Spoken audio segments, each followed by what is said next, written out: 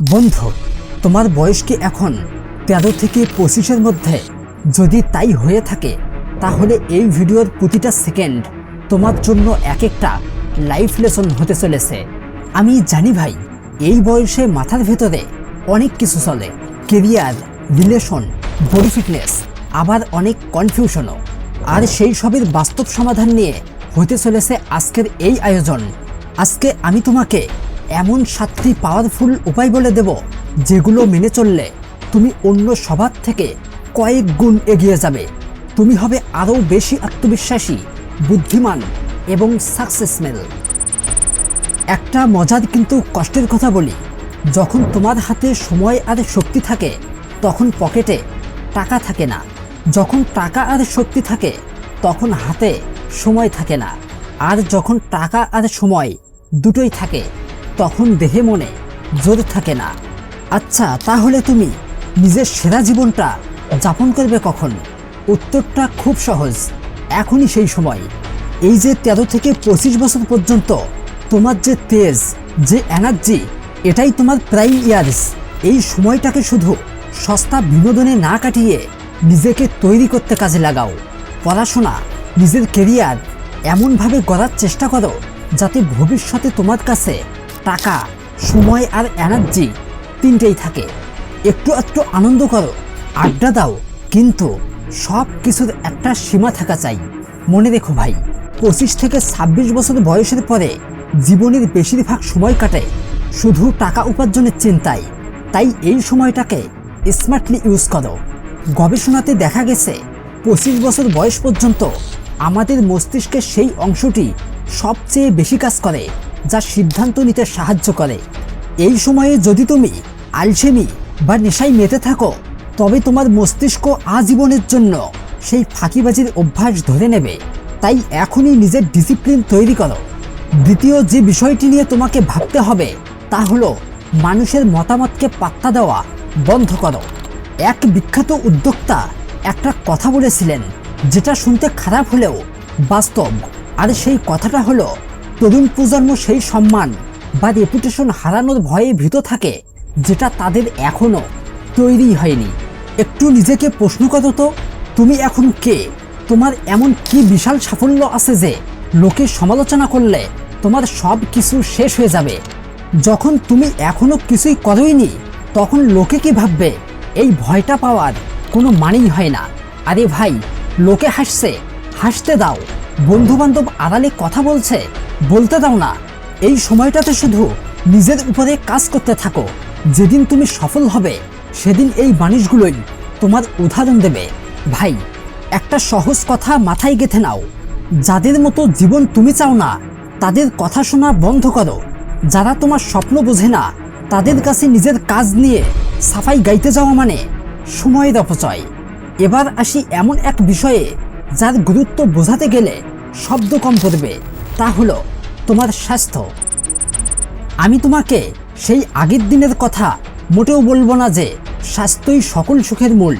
আমি বলছি একদম প্র্যাকটিক্যাল কথা। একজন মেল হিসেবে তোমার ফিজিক্যালি শক্তিশালী হওয়া কতটা জরুরি সেটা তুমি বাহিরে বেরোলেই বুঝতে পারবে। একটা সুস্থ শরীর থাকা ভালো, কিন্তু একটা শক্তিশালী শরীর থাকা দুর্দান্ত। তোমার এই বয়সটা হলো শরীরের বৃদ্ধির সময়। তোমার ভেতরে এখন টেস্টোস্টেরন হরমোন সবচেয়ে বেশি।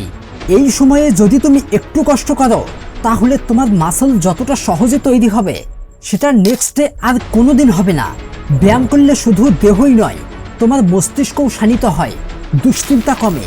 তাই আয়নাতে নিজেকে দেখে যেদিন নিজেরই ভালো লাগবে সেদিন দেখবে কনফিডেন্স লেভেল কোথায় গিয়ে পৌঁছায়। তাই আজই জিমে যাও বা বাড়িতেই ব্যায়াম শুরু করো। তবে শরীর বানানোর চেয়েও বড় একটা চ্যালেঞ্জ আছে এই বয়সে, সেটাকে বলা হচ্ছে লস্ট নিয়ন্ত্রণ করা। আজকালকার সোশ্যাল মিডিয়া আর স্মার্টফোন আমাদের মনকে এমনভাবে বিষিয়ে দিচ্ছে যে আমরা নিজেদের ফোকাস হারিয়ে ফেলছি।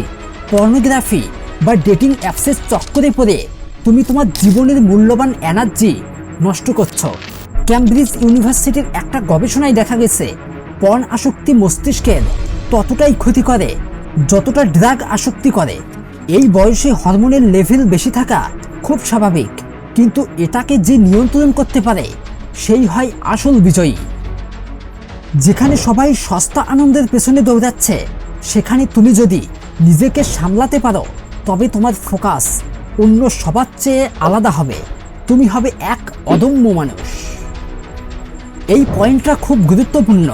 নিজেকে নিয়ে খুব বেশি সিরিয়াস হবে না। অনেকেরই একটু সাকসেস পেলে অহংকার চলে আসে, আবার কেউ একটু মজা করলে ইগোতে লাগে।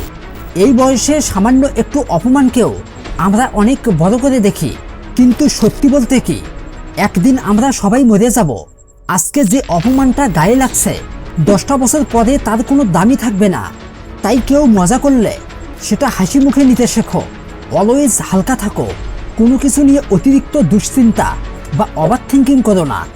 জীবনকে যত বেশি সিরিয়াসলি নেবে, জীবন ততটাই কঠিন মনে হবে। তাই মজা করতে জানো এবং হাসতে শেখো। সবশেষে আসি, সবচেয়ে বড় সত্যি, টাকার পেছনে ছোটো না, টাকার আকর্ষণ বা চুম্বক হও। দেখেন ভাই, সবাই চায় রাতারাতি বড়লোক হতে। ক্রিপ্টো, গেমলিং বা লটারি, এগুলো সবই এক একটা ফাঁদ। যদি সত্যিই ধনী হতে চাও, তবে নিজের স্কিল বা দক্ষতার উপরে বিনিয়োগ করো। বন্ধু, টাকা কাউকে অনুসরণ করে না, টাকা অনুসরণ করে ভ্যালু বা মূল্যকে। যদি তুমি এমন কোনো কাজ শেখো যেটা অন্য কেউ পারে না, তবে টাকা নিজে থেকেই তোমার পকেটে আসবে। তাই এই বয়সটাতে ছোটোখাটো উপায়ের বদলে বড় কোনো দক্ষতা অর্জনে মনোযোগ দাও। কারণ যে মানুষ যত বেশি সমস্যার সমাধান করতে পারে, সে তত বেশি টাকা কামাতে পারে। বন্ধু, এই কথাগুলো শুনতে সহজ মনে হলেও এগুলো পালন করা কঠিন। কিন্তু যে এই কঠিন পথই বেছে নেবে, তারই জন্য অপেক্ষা করছে এক ঝলমলে ভবিষ্যৎ। তুমি কি সেই মানুষটা হতে চাও? যদি চাও, তবে আজ থেকেই বদলে যাও। ভিডিওটা ভালো লাগলে লাইক দিয়ে পাশে থেকো, আর কমেন্টে জানাও তুমি কোন পয়েন্টটা থেকে কাজ শুরু করবে। দেখা হচ্ছে তাহলে নেক্সটে কোনো নতুন ভিডিওতে। ততক্ষণ পর্যন্ত আল্লাহ হাফেজ।